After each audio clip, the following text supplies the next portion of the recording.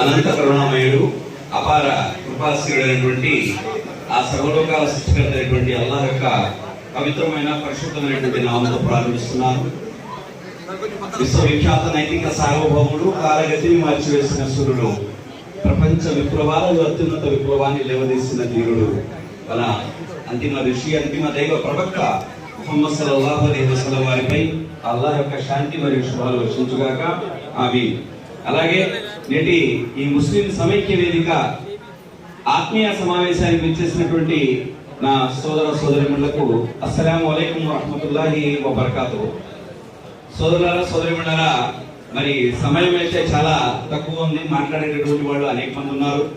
కాబట్టి ముందుగా నేను ఈ ఆత్మీయ సమావేశాన్ని నిర్వహించినటువంటి ముస్లిం సమైక్య వేదిక సభ్యులందరికీ కూడా నేను ప్రేమపూర్వకంగా వారికి ధన్యవాదాలు తెలియజేస్తున్నాను. అల్హమ్దులిల్లాహ్.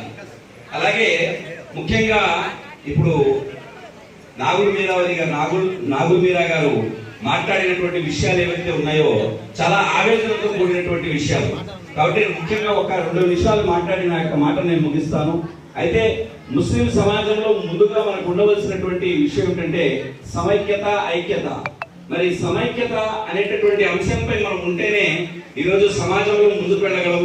ఎందుకంటే ఈ సమాజంలో అమానుషమైనటువంటి సంఘటనలు మనం ఎన్నో చూస్తున్నాం. 75 సంవత్సరాల ఏదైతే కాంగ్రెస్ పార్టీ ఉందో అది సమాజంలో భారతదేశంలో ఎన్నో రెట్లు చక్కటి మెజారిటీతో ఎప్పుడు కూడా 70 సంవత్సరాలు పాలించినటువంటి కాంగ్రెస్ పార్టీ ఈ రోజు కనుమరుగైపోయి అక్కడక్కడ 4, 5, 10 మంది గెలిచేటటువంటి స్థితి, మరియు అలాగే 3-4 సీట్లు వచ్చేటటువంటి బీజేపీ పార్టీ ఈ రోజు అంత ప్రపంచంలోనే వాళ్ళందరూ కూడా చూసేటటువంటి పార్టీగా తలెత్తుకుని వారు చేస్తున్నటువంటి నిర్వహణ కారణం ఏంటంటే వారికి ఇక్కడ ఐక్యత, సమైక్యత అనేది పొరబడిపోవడం వల్ల కాంగ్రెస్ పార్టీ దిగజారిపోయింది, బీజేపీ పార్టీ ఈ రోజు ముందుకు వచ్చేసింది. కాబట్టి మనం ఐక్యం అవ్వాల్సినటువంటి ఆవశ్యకత ఎంతైనా ఉంది. ఎందుకంటే ఒక అక్షరంగా ఉంటే కనుక అది అక్షరంగానే మిగిలిపోతుంది. అక్షరం పక్కన ఇంకో అక్షరం వేస్తే అది పదంగా మారుతుంది. పదానికి ఇంకో పదం కలిపితే అది వాక్యం అవుతుంది. ఆ వాక్యమే మనం. ఆ మనం అనేది బలం. కాబట్టి ఆ బలాన్ని మనం కలిగి ఉండాలంటే మనం ఐక్యంగా ఉండాలి. ముందుగానే సృష్టికర్త అయినటువంటి తన అంతిమ దైవ గ్రంథం ఖురాన్లో కూడా తెలియజేశాడు. ఇన్నమల్ ముమినూన ఎక్కువ అంటే పరస్పరం ముస్లింలందరూ ఒకరికొకరు సహోదరులు. సృష్టికర్త అయినటువంటి ఈ విషయాన్ని ఖురాన్ గ్రంథంలో తెలియజేశాడు. అంతిమ దైవ ప్రవక్త ముహమ్మద్ సల్లల్లాహు అలైహి వసల్లం తెలియజేశారు. ఆయన ముస్లిం సోదరుడికి ఒక గోడ వంటి వాడు అని చెప్పారు. ఎలాగైతే ఇటుక కలిసి గోడగా నిర్మితమవుతుందో, ఎలాగైతే గోడ కలిసి భవనంగా నిర్మితమవుతుందో, ఆ విధంగా మనము నిర్మాణమైనటువంటి ఈ యొక్క కార్యక్రమంలో మనం ఉండవలసినటువంటి ఆవశ్యకత మనకి ఎంతైనా ఉంది.